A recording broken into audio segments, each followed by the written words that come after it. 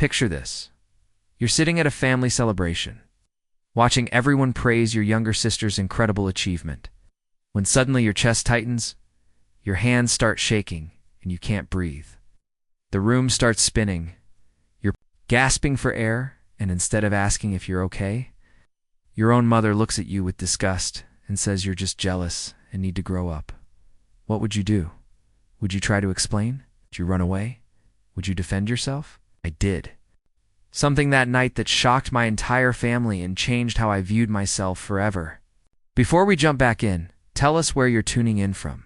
And if this story touches you, make sure you're subscribed because tomorrow I've saved something extra special for you. The Garden Terrace restaurant in Fremont was alive with the sounds of celebration that Saturday evening in early October. The private dining room my parents had reserved overlooked the restaurant's signature koi pond, where ornamental fish swam lazily beneath warm golden lights that reflected off the water's surface.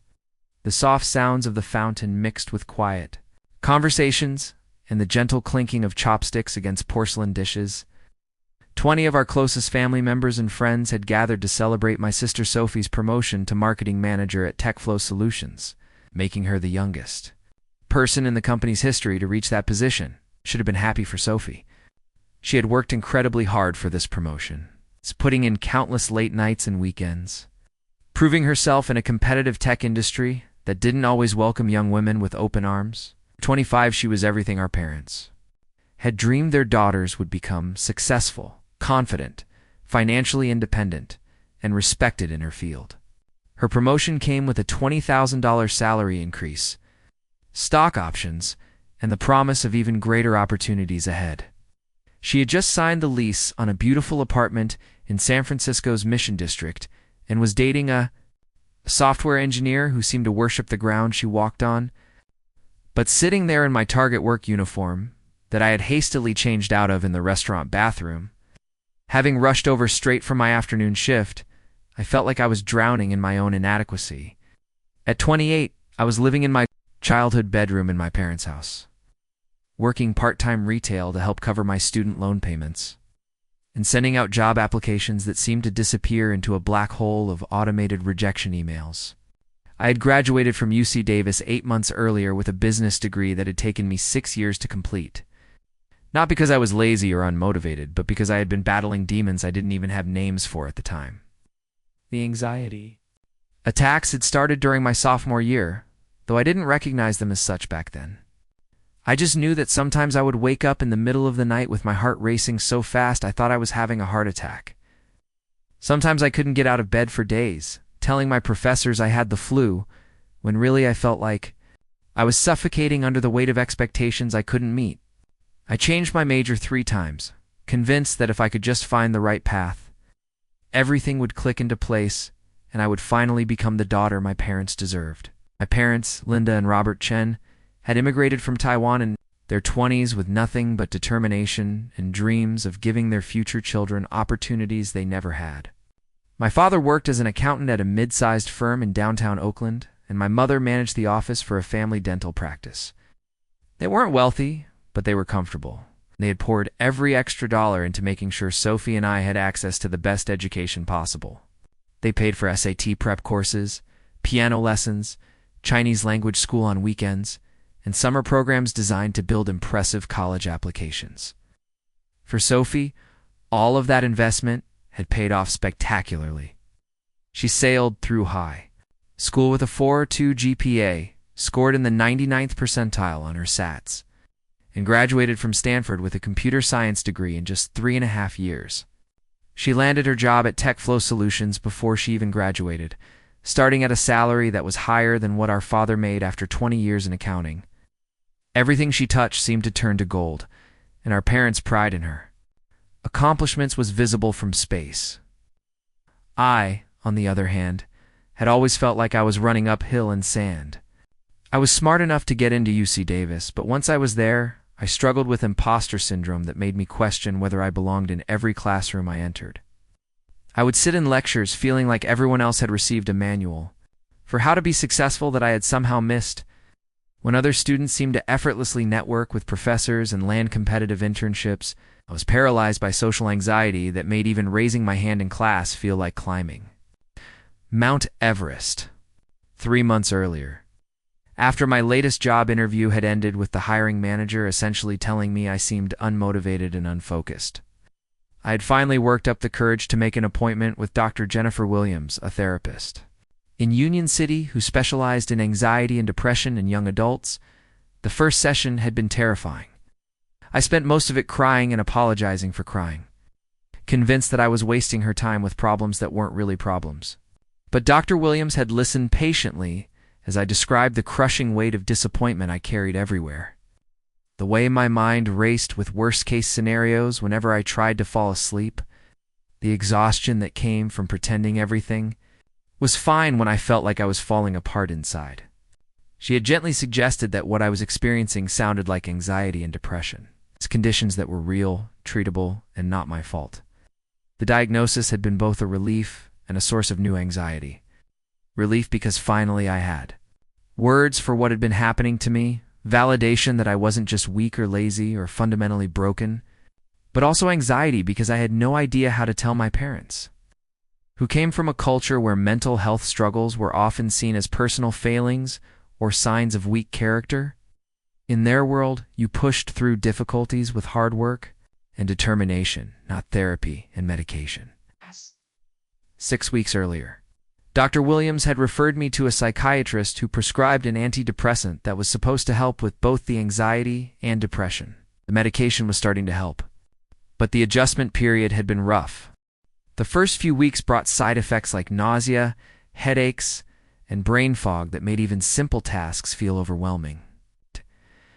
I was finally starting to feel more stable, but I was still learning how to navigate the world with this new understanding of my mental health. I hadn't told my family about the therapy or the medication. How could I explain to parents who had sacrificed so much for their children's success that their eldest daughter needed professional help just to function at a basic level? How could I admit to family members who saw mental health treatment as a luxury for people with too much time and money that I was spending a significant portion of my target paycheck on something they would likely view as self-indulgent? Celebration dinner had been my mother's idea, though she had framed it as a surprise for Sophie. She had invited Aunt Patricia and Uncle David, who owned a small chain of dim sum restaurants and were considered the successful branch of our extended family tree. Their children, my cousins Jennifer and Michael, were both exactly the kind of high achievers that made family gatherings feel like competitive sport. Jennifer was a corporate lawyer at a prestigious firm in San Francisco, recently engaged to a cardiologist she had met during law school. Michael was in his final year of medical residency at UCSF, specializing in emergency medicine, and already being courted by hospitals across the Bay Area. Also in attendance were Mrs. Kim, a family friend whose own daughter had just started her MBA at Wharton, Mr. and Mrs. Thompson, our neighbors who had watched Sophie and me grow up and never missed an opportunity to comment on our respective life trajectories, and Dr. Sarah Martinez, a pediatrician who had been friends with my parents since before Sophie and I were born, and who always seemed to have opinions about young people's career choices. The dinner had started pleasantly enough, with everyone sharing stories about Sophie's childhood, ambition, and work ethic. Mrs. Kim told the table about how Sophie used to create elaborate business plans for imaginary companies when she was in middle school. Uncle David recalled how she had convinced him to let her redesign the marketing materials for one of his restaurants when she was still in high school, resulting in a 20% increase in customers that month. Dr. Martinez shared how impressed she had been when Sophie had shadowed her for a summer during college, displaying the kind of professional maturity that usually took years to develop. Sophie handled all the attention with grace and humility, thanking everyone for their support and sharing credit with mentors and colleagues who had helped her along the way. She talked about how much she had learned in her 2 years at TechFlow Solutions, the innovative projects she had been able to work on, and her excitement about the new responsibilities that came with her promotion. She was articulate, confident, and genuinely grateful for the opportunities she had been given. I found myself studying her as she spoke, trying to understand how someone who shared my DNA and upbringing could navigate the world with such apparent ease. Where I saw obstacles and reasons to doubt myself, Sophie seemed to see challenges and opportunities for growth. Where I felt overwhelmed by the gap between where I was and where I thought I should be. Sophie had somehow always known exactly what steps to take to reach her goals. The conversation naturally turned to future plans. And Sophie lit up as she described the startup's expansion plans and her role in developing marketing strategies for new product launches. She talked about the company's recent Series B funding round, the talented team she would be managing, and the possibility of opening an office in New York within the next year. Everything about her future seemed bright and full of promise. That's when Aunt Patricia turned to me with the kind of smile that felt more like a spotlight than a gesture of warmth. "And Maya, how is your job search going? I'm sure you'll find something soon now that you've finally graduated." Emphasis on finally felt like a small knife between my ribs. A reminder that everyone at the table knew it had taken me longer than expected to finish school. I forced a smile and gave the rehearsed answer I had been using for months. "It's going well. The job market is pretty competitive right now, but I'm staying optimistic and continuing to network and apply to positions that align with my interests." The words felt hollow in my mouth, especially since my most recent interview 3 days earlier had ended with another rejection email that used phrases like, "not quite the right fit," and "we've decided to move forward with other candidates." Uncle David nodded knowingly. The business world is tough, especially for young people who don't have a clear specialty. "Have you considered going back to school for something more focused? Maybe accounting like your father, or something in healthcare where there's always demand?" The suggestion hit me like a physical blow. Going back to school was the last thing I wanted to do. Yes. Especially when I was still paying off loans for my undergraduate degree and struggling to find my footing in the world. I had already spent 6 years preparing to enter. But I could see from the expressions around the table that Uncle David's suggestion was being received as practical advice rather than the implied criticism it felt like to me. "I think Maya just needs to be more strategic about her approach," my mother added, her tone carrying the kind of disappointment that she probably thought was helpful motivation. Sophie always knew exactly what she wanted and went after it directly. Sometimes I think Maya is too picky about what kind of job she's willing to take. The comment stung because it revealed how little my mother understood about my struggles. It wasn't that I was being picky, it was that every job application felt like an exercise in proving I was worthy of something I wasn't sure I deserved. Preparing and narrating this story took us a lot of time, so if you are enjoying it, subscribe to our channel. It means a lot to us. Now back to the story.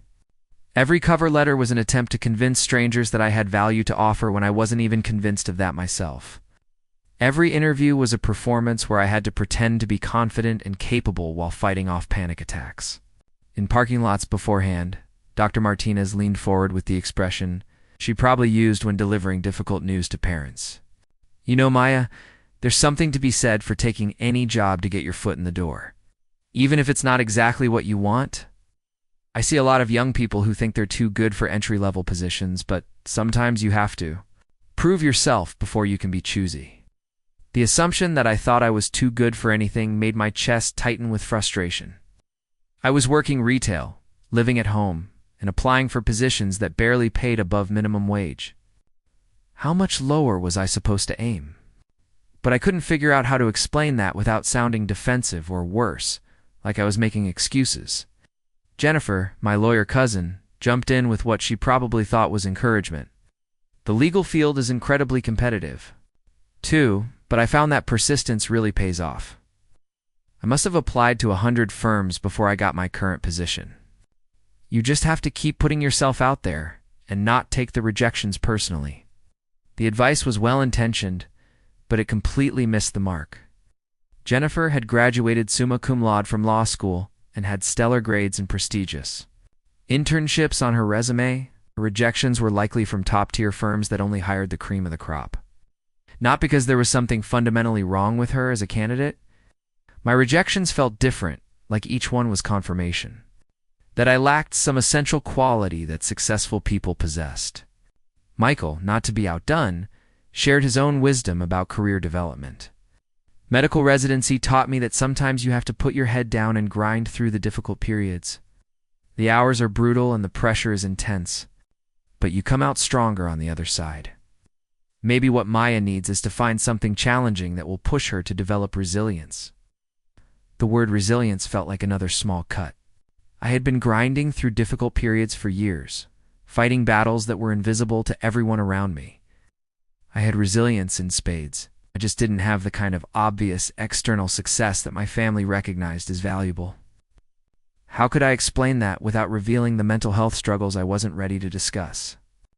Sophie, perhaps sensing my discomfort, tried to redirect the conversation. Maya's really talented with design and creative strategy. I think she'd be amazing at a marketing role where she could use those skills. Her attempt to defend me was sweet, but it only highlighted how much more successful she was than me. Even in her efforts to be supportive, Mrs. Kim nodded approvingly at Sophie before turning back to me. That's wonderful that your sister believes in your abilities.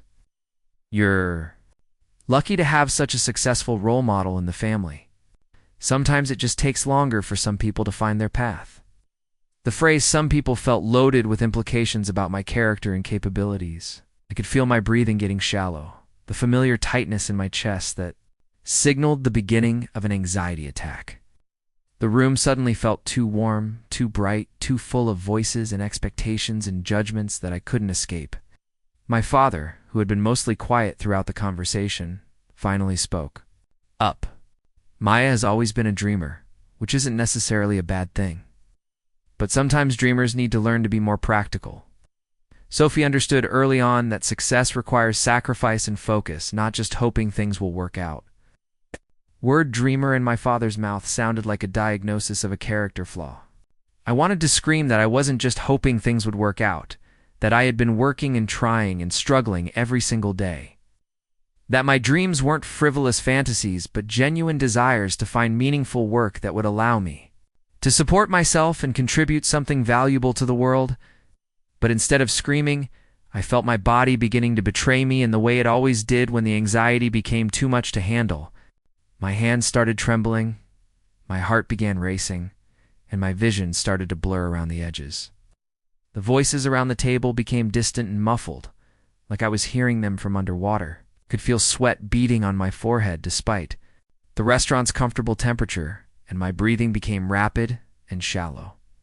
I tried to use the techniques Dr. Williams had taught me, focusing on my breathing and trying to ground myself by naming 5 things I could see, 4 things I could touch, 3 things I could hear. But the techniques that worked in the quiet safety of her office felt impossible to implement in a room full of people who were dissecting my failures with the casual efficiency of a book club discussing a disappointing novel.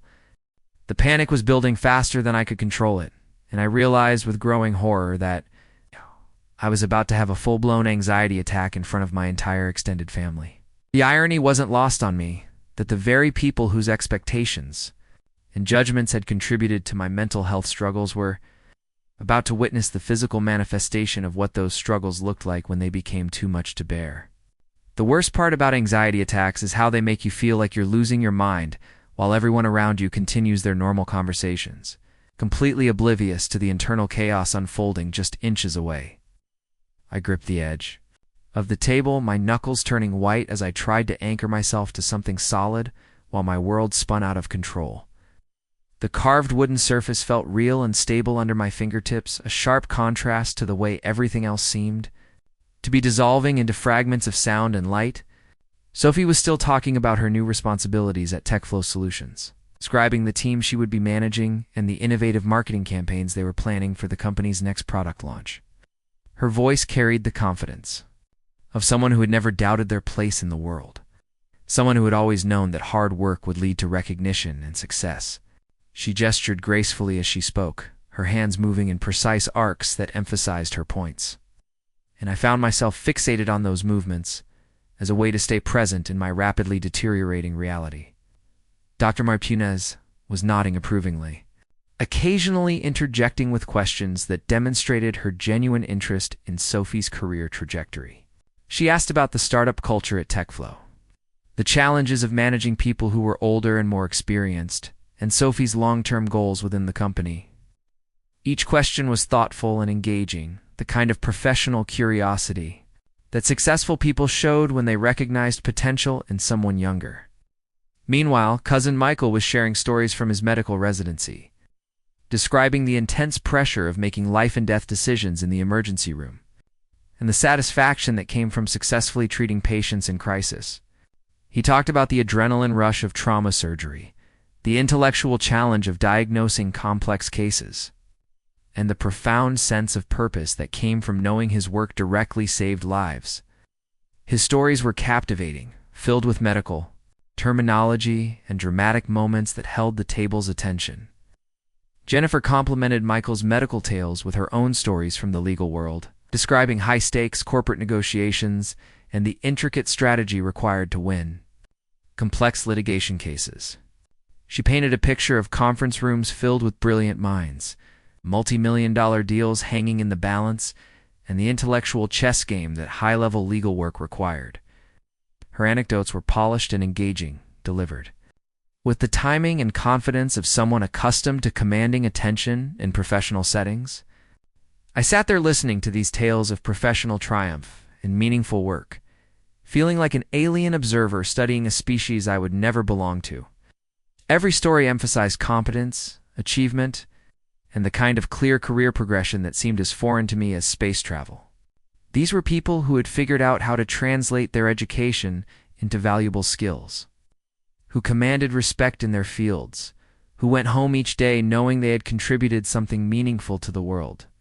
My own workday had consisted of folding clothes at Target, helping customers find the right size jeans, standing at a register scanning barcodes for 8 hours while fighting off waves of existential dread about my future.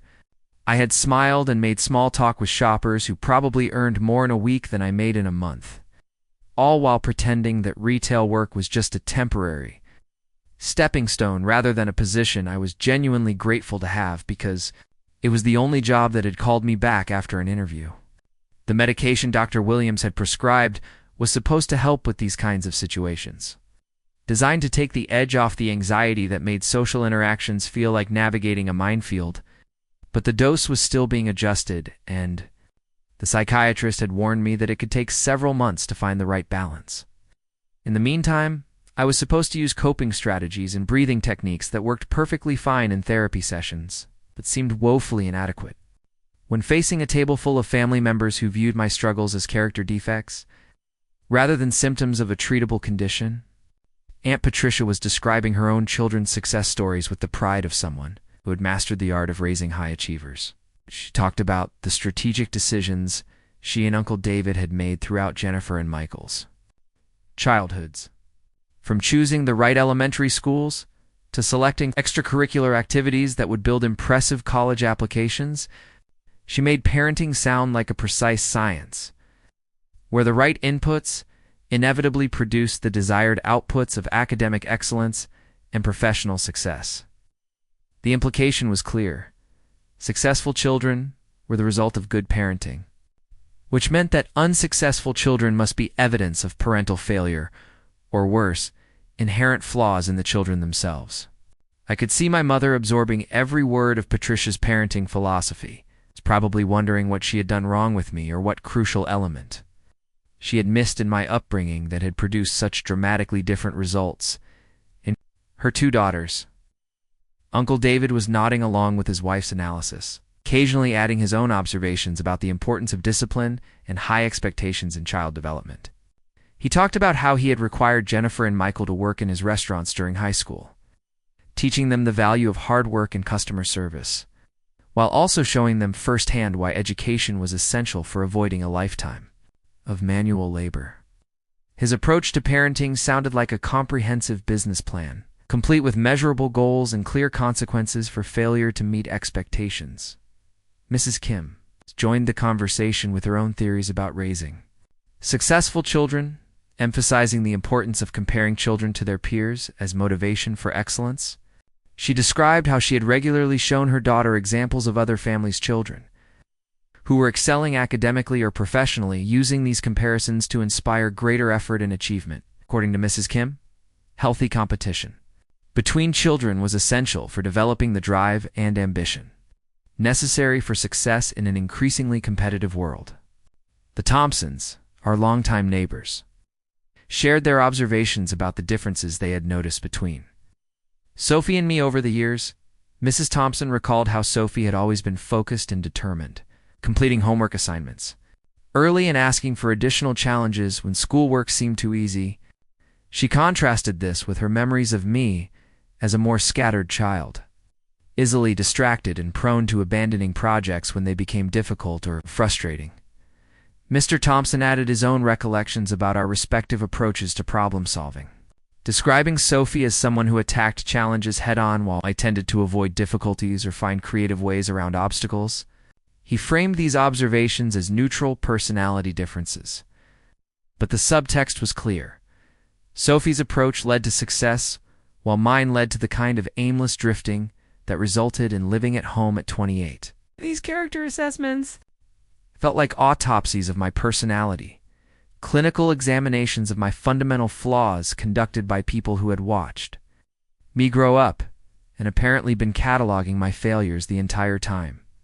Every observation was accurate in its way, but the analysis missed the crucial context of the internal struggles that had shaped my behavior. They saw a lack of focus where I had experienced overwhelming anxiety about making the wrong choice. They interpreted creative problem-solving as avoidance, when it had actually been my way of finding paths that didn't trigger paralyzing fear of failure. Dr. Martinez, with her medical background, offered her own perspective on the differences between children's temperaments and how those differences could predict future success. She talked about studies showing correlations between certain personality traits and professional achievement, describing the characteristics that employers valued most in young professionals.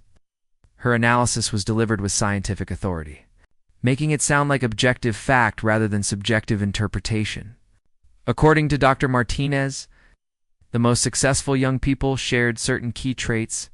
They were comfortable with ambiguity, resilient in the face of setbacks, proactive about seeking opportunities, and skilled at building professional relationships. They could communicate their value clearly to potential employers and had the confidence to advocate for themselves in competitive situations.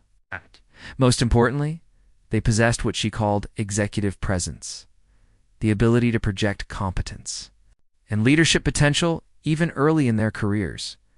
As she listed these traits, I realized that anxiety and depression had systematically undermined my ability to develop almost every characteristic she described. How could I be comfortable with ambiguity when uncertainty triggered panic attacks? How could I be resilient in the face of setbacks, when each rejection felt like confirmation of my fundamental inadequacy? How could I proactively seek opportunities when social anxiety made networking events feel like torture sessions? The conversation had somehow evolved into an impromptu seminar on the psychological and behavioral factors that separated successful young adults from those who struggled to launch their careers. Every family member and friend seemed to have theories about what made the difference, and none of those theories included the possibility that some young people might be fighting invisible battles that made conventional approaches to career development nearly impossible. Sophie, to her credit, seemed increasingly uncomfortable with the direction the conversation had taken. She kept trying to shift focus away from comparisons between us, highlighting my creative talents and suggesting that different industries had different timelines for career development. But her attempts to defend me only served to highlight the vast gulf between our respective situations, making her success seem even more impressive by contrast. The anxiety attack I had been fighting off was gaining momentum despite my efforts to control it. My breathing had become noticeably shallow, and I was starting to feel lightheaded from the combination of hyperventilation and the overwhelming stress of being psychologically dissected by people who claimed to care about my well-being. The room felt like it was getting smaller, the voices around me becoming louder and more critical, even when the words themselves were ostensibly supportive or encouraging. I excused myself to go to the bathroom, hoping that a few minutes alone might help me regain control before I completely fell apart in front of everyone. The walk to the restroom felt endless, my legs shaky and unsteady as I navigated between tables of other families enjoying their own celebrations. The contrast between their apparent happiness and my internal chaos felt surreal, like I was moving through a parallel universe where normal people did normal things while I struggled just to keep breathing. The bathroom was mercifully empty, allowing me to splash cold water on my face and try to implement the grounding techniques Dr. Williams had taught me. I focused on the sensation of cool water against my skin, the smell of the restaurant's expensive hand soap, the sound of my own breathing as I tried to slow it down to a more normal rhythm. For a few minutes, I felt like I might be able to pull myself together enough to return to the table and survive the rest of the evening. But when I returned to the dining room, the conversation had somehow shifted to an even more painful topic: my parents, financial sacrifices, and how those investments had paid off differently for their two daughters. My mother was explaining to the table how she and my father had worked extra jobs to pay for our education, describing the long hours and careful budgeting that had made private tutoring and test preparation possible. Her tone carried a mixture of pride in their sacrifices and disappointment in the uneven returns on their investment. Uncle David was asking detailed questions about the costs associated with raising children in the Bay Area, expressing amazement at the amount of money required for piano lessons, academic camps, and college preparation programs. He seemed genuinely impressed by my parents' dedication to their daughter's education. But his questions kept circling back to the practical matter of which investments had generated the best results. Patricia was offering her own insights about the financial calculations involved in child rearing, describing how she and David had treated their children's education. It's like a business investment that required careful planning and strategic decision-making. She talked about researching the best schools, comparing the success rates of different extracurricular programs, and making data-driven decisions about where to allocate their limited resources for maximum impact on their children's future prospects.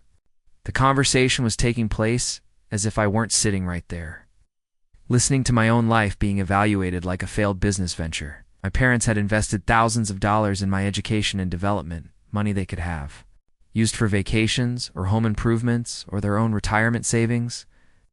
Instead, they had poured those resources into piano lessons I had quit, SAT prep courses that had helped me achieve scores that were good but not exceptional, and a college education that had taken 6 years to complete and had yet to produce any meaningful return on investment.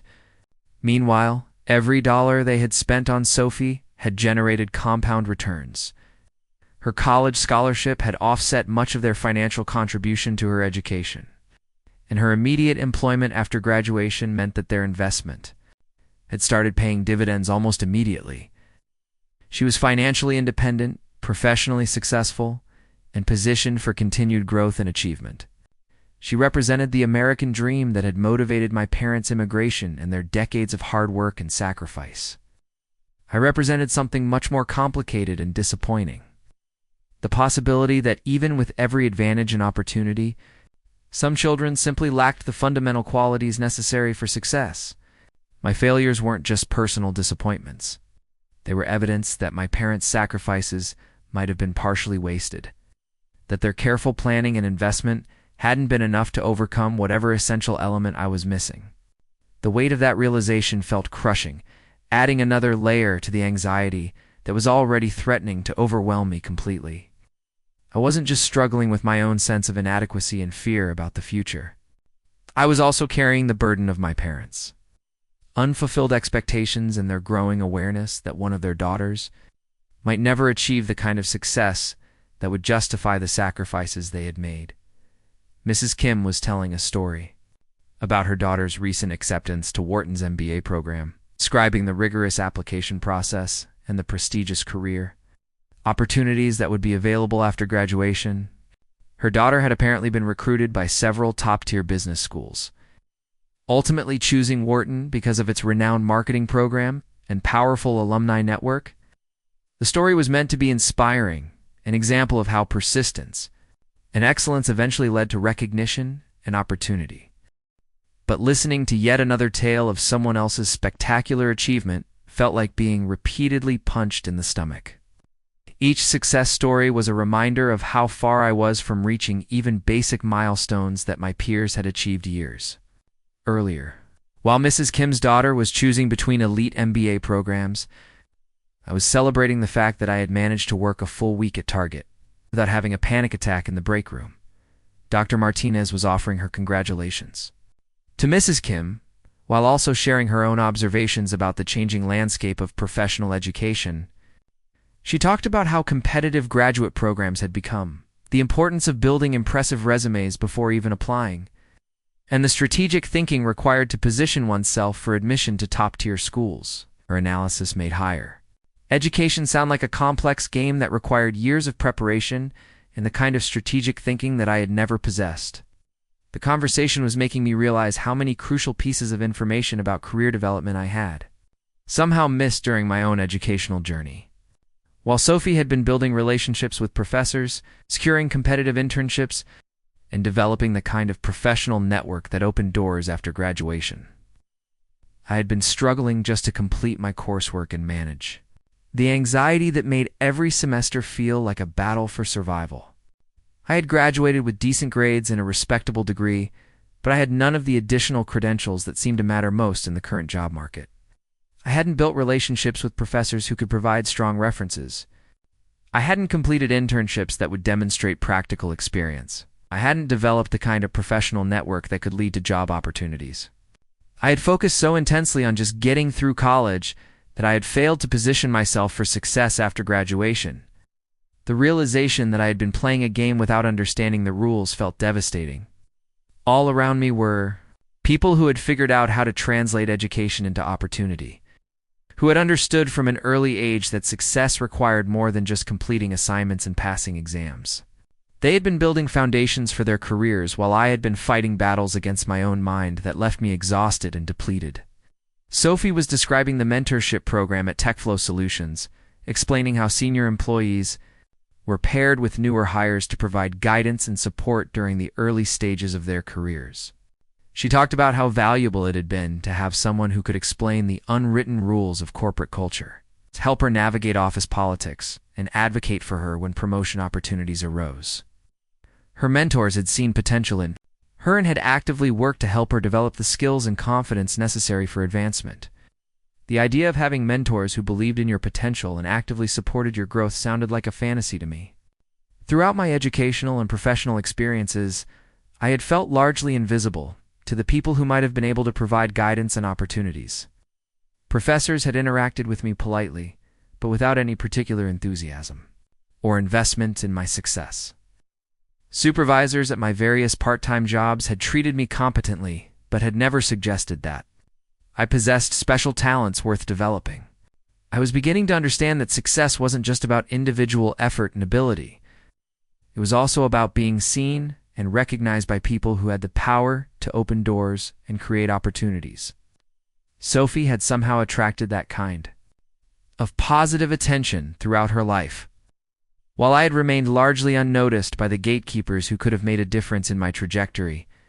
The question was whether that difference reflected something fundamental about our respective personalities and abilities, or whether it was the result of anxiety and depression, undermining my ability to present myself in ways that invited investment and support. The panic attack that had been building throughout the evening was reaching a crescendo, and I realized that I was about to lose the battle to maintain composure in front of my family. My hands were trembling visibly now. My breathing had become rapid and shallow, despite my efforts to control it, and my vision was starting to blur around the edges in a way that signaled I was approaching the point of complete breakdown. The moment when an anxiety attack transitions from something you're fighting to something that's completely taken over feels like drowning in air. My chest had tightened to the point where each breath felt like trying to inhale through a straw, and the familiar sensation of my heart hammering against my ribcage had become so intense that I was convinced everyone could hear it. Cousin Jennifer decided to share her thoughts about my situation, her voice carrying the authoritative tone she probably used in boardrooms. "You know, Maya, I think what you're experiencing is pretty normal for our generation. The job market is incredibly competitive, and employers have way more options than they used to have." Her analysis sounded supportive on the surface, but there was something condescending about the way she was explaining my life circumstances to me, as if I hadn't already spent countless hours analyzing exactly why my career wasn't progressing. She was treating my struggles like an interesting case study rather than the daily reality that was slowly crushing my sense of self-worth. Success in today's economy requires a completely different skill set, Jennifer continued. It's not enough to just be smart and hardworking anymore. You need to be strategic about personal branding, comfortable with self-promotion, and really skilled at networking and relationship building. The implication that I lacked these essential modern skills felt like another wound. Wrong about networking's importance. But her explanation made it sound like my struggles were the result of not understanding basic professional requirements rather than being paralyzed by anxiety whenever I tried to engage in self-promotion. Michael nodded thoughtfully before adding his perspective. Jennifer's absolutely right about the networking piece. In medicine, we call it relationship building. The doctors who advance fastest aren't necessarily the ones with the highest test scores. They're the ones who connect with attendings and seek out mentorship opportunities. The irony of receiving networking advice from someone who had never experienced social anxiety wasn't lost on me. Michael made relationship building sound straightforward, but for someone whose hands shook when making phone calls to schedule dentist appointments, approaching strangers at professional events felt about as realistic as climbing Mount Everest in flip-flops. Dr. Martinez felt compelled to contribute her expertise. What I see in my practice is that resilience is really the key factor in determining long-term success. Some young people bounce back quickly from setbacks and use failures as learning opportunities, while others get stuck in patterns of self-doubt and avoidance. She looked directly at me, and I could see genuine concern, but her words felt like a diagnosis of a character flaw rather than acknowledgement of real mental health challenges. The suggestion that I lacked resilience was particularly painful because I felt like I had been demonstrating enormous resilience just by continuing to function while fighting invisible battles. Uncle David leaned forward, preparing to share wisdom from running successful restaurants. Success is 90% persistence and 10% talent. I've seen incredibly gifted people fail because they gave up too easily, and I've seen average people become very successful because they refused to quit when things got difficult. The success story was inspiring, but built on the assumption that persistence alone could overcome any obstacle. Uncle David's narrative didn't account for the possibility that some people might be fighting internal battles that made persistence exponentially more difficult. Aunt Patricia added her insights about maintaining high standards. David's absolutely right about persistence. I think it's also important to be realistic about your own capabilities and market conditions. Sometimes what people call bad luck is actually the result of poor planning or unrealistic expectations. Her comment felt like subtle criticism of my job search strategy, suggesting that my lack of success resulted from not properly assessing my own value or failing to align expectations with reality. Mrs. Kim was eager to share observations about confidence. I think confidence is really the key. Young people who project confidence and enthusiasm are much more likely to be hired, promoted, than those who seem uncertain or anxious about their abilities. The observation about confidence was accurate, but felt cruel. Confidence was exactly what anxiety and depression had systematically destroyed, leaving me unable to project the self-assurance that employers found appealing. Telling someone with clinical anxiety to just be more confident was like telling someone with a broken leg to just walk normally. Mr. Thompson decided to contribute his perspective as someone who had watched both Sophie and me grow up. Maya's always been more sensitive than Sophie. Sensitive people often have to work harder to develop the thick skin that's necessary for professional success. The characterization of my emotional responses as sensitivity rather than symptoms of mental health conditions felt reductive and dismissive. My breathing had become so shallow and rapid that I was starting to feel dizzy, and my hands were shaking violently. But just as I was preparing to excuse myself, my mother decided to offer her summary of the evening's career counseling session. "I think everyone here has given Maya some really valuable insights," my mother said, her voice carrying forced optimism that barely concealed disappointment. The common theme seems to be that success requires confidence, persistence, and strategic thinking about career development. She looked directly at me. "Maya, I know you've been struggling, but I think part of the problem might be that you're too focused on finding the perfect job instead of just getting started somewhere. Sometimes you have to take risks and put yourself out there, even when it feels uncomfortable. The suggestion that I was being too picky felt like a slap, especially since I had been applying for minimum wage positions requiring no special skills. I also think you might benefit from adjusting your attitude about work in general, my mother continued, her voice taking on a sharper edge. Sophie has always approached challenges with enthusiasm and determination, while you tend to focus on all the reasons why things might not work out. Employers can sense that kind of negativity. The accusation that I was bringing negativity to interviews felt devastating because it suggested my depression and anxiety were visible to strangers in ways that actively worked against me. My father, who had been mostly quiet apparently, felt it was time to address what he saw as the fundamental issue. The problem is that Maya has always been afraid of failure. She's so worried about not being good enough that she doesn't even try to compete. Sophie never had that problem. The analysis felt like a complete misunderstanding of my internal experience, reducing years of struggle with anxiety and depression to simple fear of failure. It was at that moment, listening to my family diagnose me with character flaws, that something inside me finally snapped. The anxiety attack that had been building suddenly transformed into white-hot rage that cut through the fog like a laser beam. I stood up abruptly, my chair scraping against the floor. My hands were still shaking, but now with anger rather than anxiety, and my voice carried a strength that surprised even me. "You want to know what my problem is?" I said, my words coming out louder than intended. "My problem is that I've been sitting here for 2 hours, listening to all of you analyze everything that's wrong with me while pretending you're trying to help.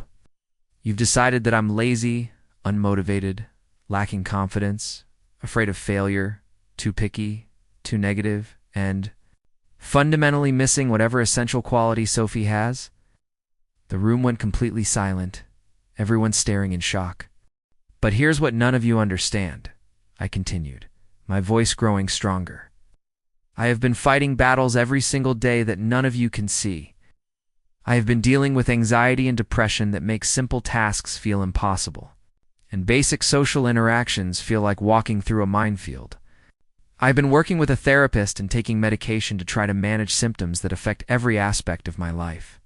I could see my parents' faces change from confusion to shock to something that might have been understanding.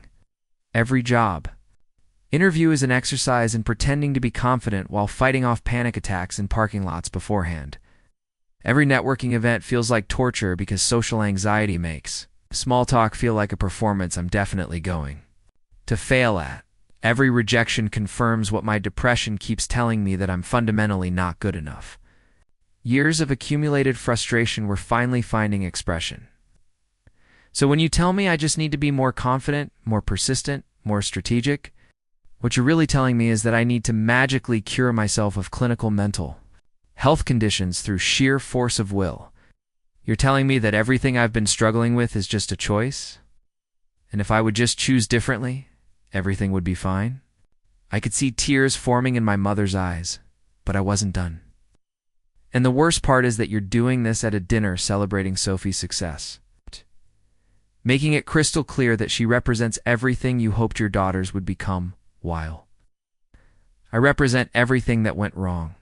You've turned this into a comparison where Sophie is the success story and I'm the cautionary tale." My voice cracked slightly, but I pressed on.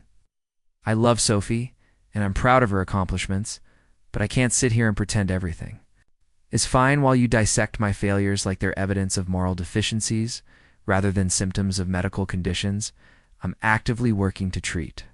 The silence that followed was deafening.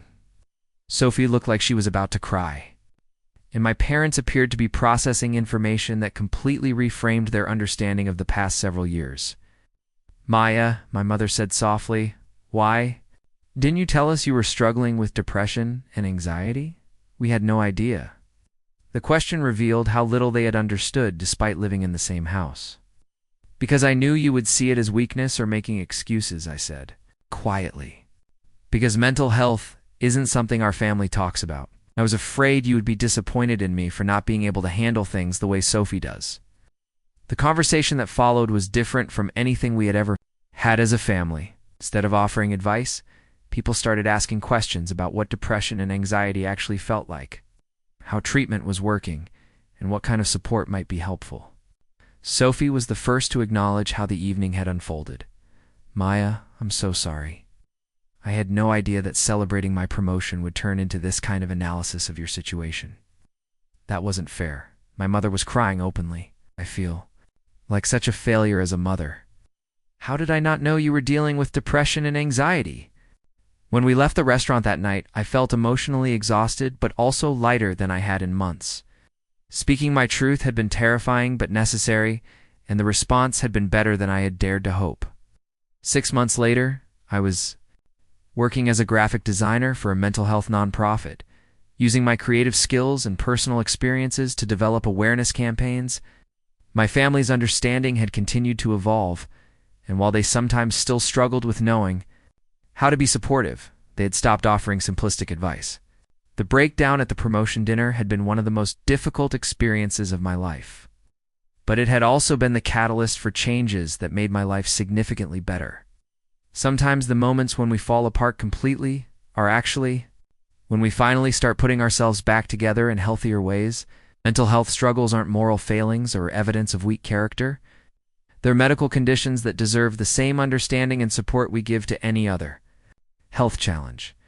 And sometimes having the courage to speak your truth, even when your voice is shaking, is the first step toward getting the help and understanding you deserve. Up next, you've got 2 more standout stories right on your screen. You won't want to pass these up. Just click and check them out.